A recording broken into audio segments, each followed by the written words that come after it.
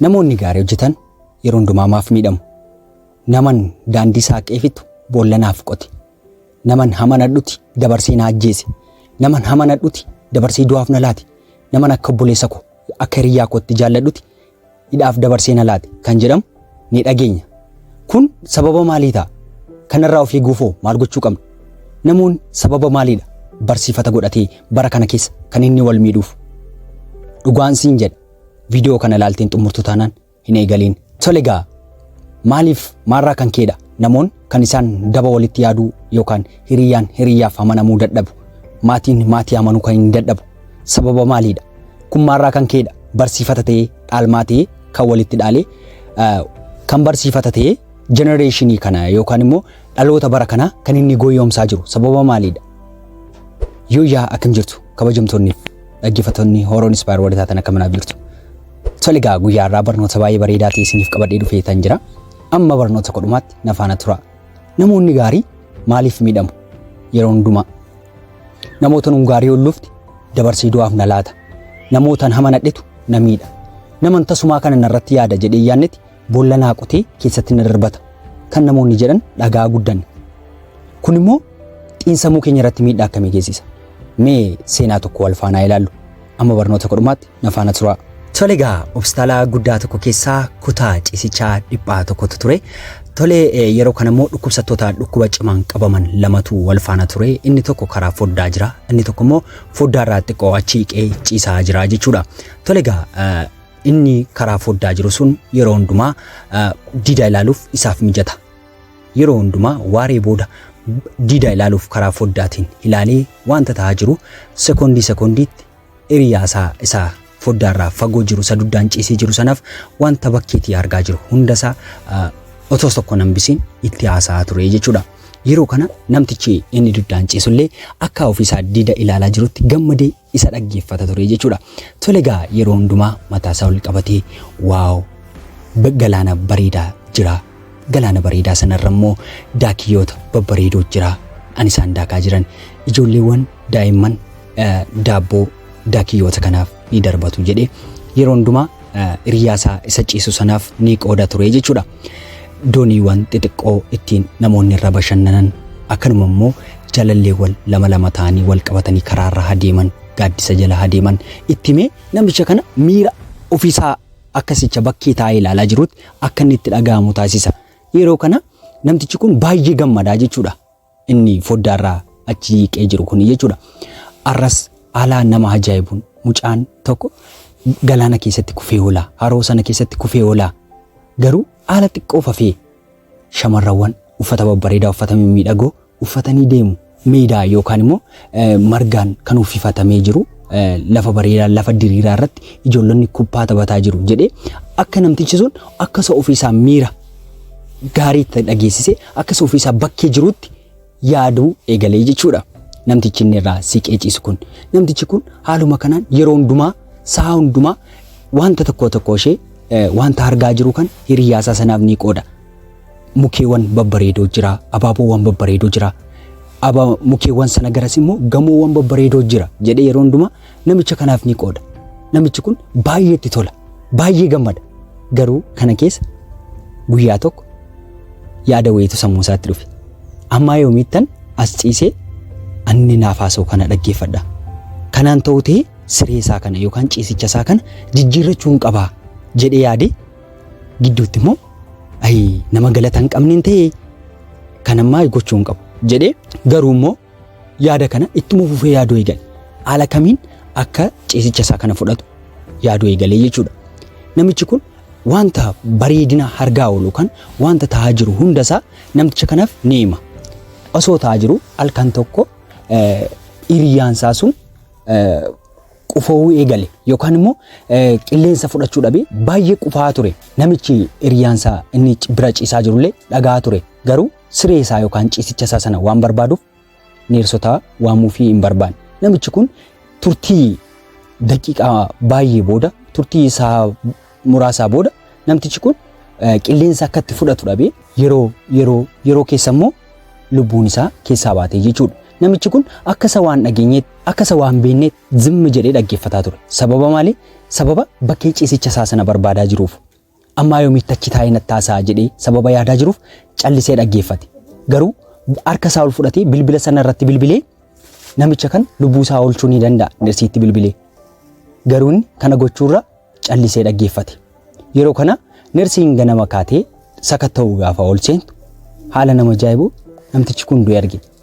Yeroo sanatti humna dabalataa waammattee reeffa nama kanaa baastee kutaa reeffaa galchite.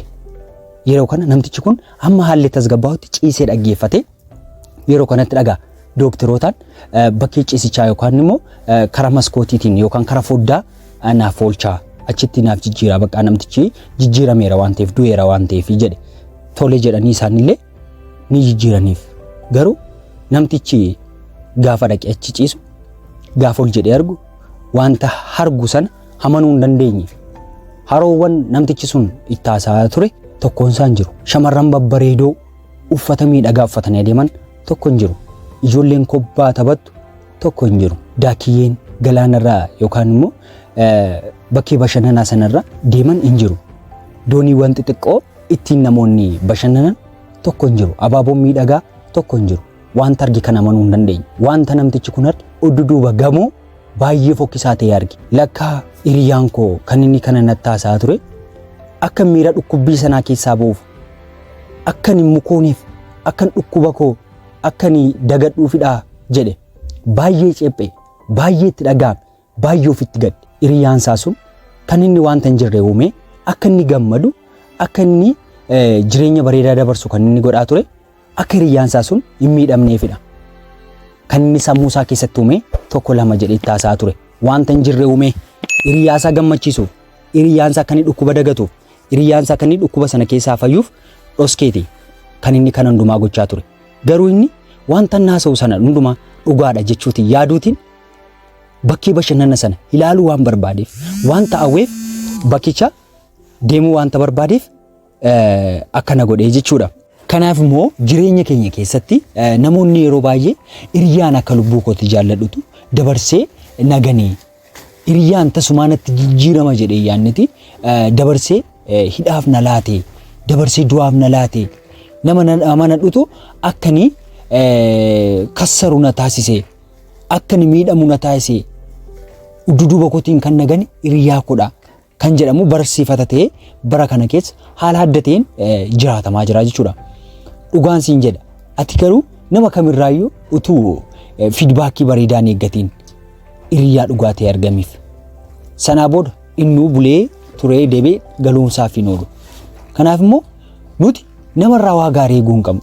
Amma nu danda'ametti nama gaarii ta'uu keenya, nama namaaf yaadu ta'uu keenya, nama namaaf jiraatu ta'uu keenya agarsiisuu qabna jechuudha. Kanaaf immoo nuti wanta goonu kamirrattiyyuu, wanta yaannu kamirrattiyyuu, wanta jiraannu kamirrattiyyuu keessa keenyarraa ta'uu qaba. Hiriyaa fakkeessaa ta'uu hin qabnu. Hiriyaa akka dhukkubbiin keenya nutti hin dhagaamne nu taasisu ta'uu qabna.